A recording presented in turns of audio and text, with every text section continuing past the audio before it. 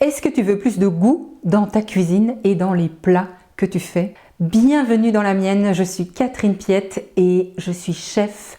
Et depuis 5 ans, j'apprends aux femmes à cuisiner en 2 heures tout leur repas de la semaine. Ce que j'appelle le batch cooking intelligent. Alors, comment donner plus de goût dans ta cuisine, plus de saveur à tes plats? Eh bien justement, on va parler saveur. Est-ce que tu connais les 4 saveurs principales? Le doux, le sucré, le salé, l'acide et l'amer. Alors il y en a une 5e qu'on a découvert il y a un peu plus d'un siècle et qui s'appelle l'umami.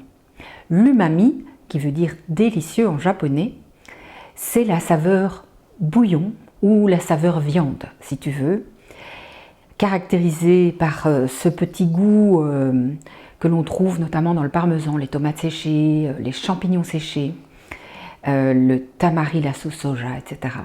Et cette saveur, c'est le glutamate de sodium qui est présent naturellement dans ces aliments et qu'évidemment, on a isolé, l'industrie agroalimentaire l'utilise énormément et ça n'est pas sans risque pour la santé. Mais le glutamate naturel va vraiment t'aider aussi à relever le goût de tes plats. Mais parlons de l'équilibre des 4 premières saveurs. En fait, quand tu cuisines, tout naturellement, tu vas mettre du sel. C'est la première chose que tu vas rajouter. Et puis tu vas goûter ton plat. Et peut-être qu'il va manquer quelque chose. Alors tu vas te dire, tiens, je vais mettre une épice. Peut-être que tu n'as pas une grande habitude des épices, mais au moins tu mets des herbes de Provence, un peu de paprika peut-être, du gingembre. Et là déjà, tu commences à équilibrer les saveurs de ton plat.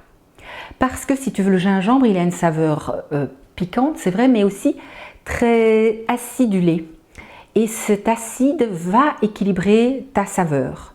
Parce que entre le salé et la saveur de base de ton plat, ça dépend de ce que tu as cuisiné. Il y a des plats qui sont doux de base et puis il y en a qui sont plus amers.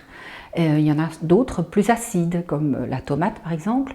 Et donc, avec le sel et les autres saveurs, tu vas équilibrer ton plat de manière à ce qu'il y ait un peu d'amertume, un peu d'acide, du sel modérément et de la douceur, afin que, comme dans une palette de peintre, les couleurs soient au complet et à ce moment-là, qu'elles se répondent les unes les autres et que tu aies une belle composition, quelque chose d'harmonieux, quelque chose qui en bouche te contente, te satisfasse et te remplisse de plaisir. Alors, l'umami va venir en soutien de cet équilibre déjà et donc tu peux éventuellement rajouter des petites touches.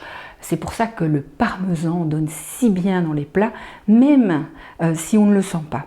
Parce que c'est ça aussi le secret de l'équilibre et du goût, c'est de ne pas spécialement faire ressortir telle ou telle saveur, mais c'est de les mettre de manière à ce que ta bouche, même sans que tu t'en rendes compte, sache que les saveurs sont là et qu'elles sont équilibrées et qu'elles se répondent les unes aux autres. Alors tu vas peut-être me parler du piquant, parce que le piment, c'est quelque chose que tu aimes peut-être rajouter ou peut-être pas. Ça, c'est vraiment une question de goût. Et en fait, le piquant n'est pas une saveur, c'est une douleur. C'est quelque chose qui pique ta bouche. D'ailleurs, on a même une échelle, l'échelle de Scoville qui classifie toutes les sortes de piments. Et tu peux très bien faire une cuisine qui a plein de goût, qui est très équilibrée, qui est vraiment merveilleuse en bouche, sans piquant. Mais si tu rajoutes du piquant parce que tu aimes ça, ça sera encore meilleur si ton plat est équilibré.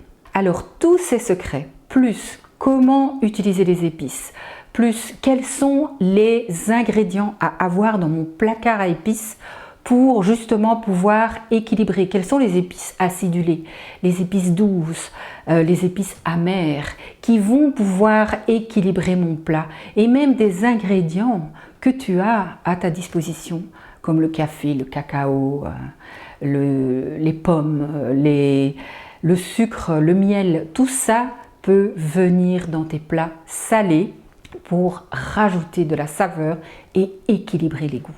Alors, si tu veux aller plus loin avec moi là-dedans, eh bien, je te mets ici le lien pour profiter du kit réussite assaisonnement où je t'explique tout ça en détail et où je te raconte comment tu peux rattraper quelque chose de trop salé, de trop acide, de trop amer ou de trop sucré afin de rattraper un mauvais assaisonnement ou bon voilà, tu as eu la main lourde, ça nous arrive à tous.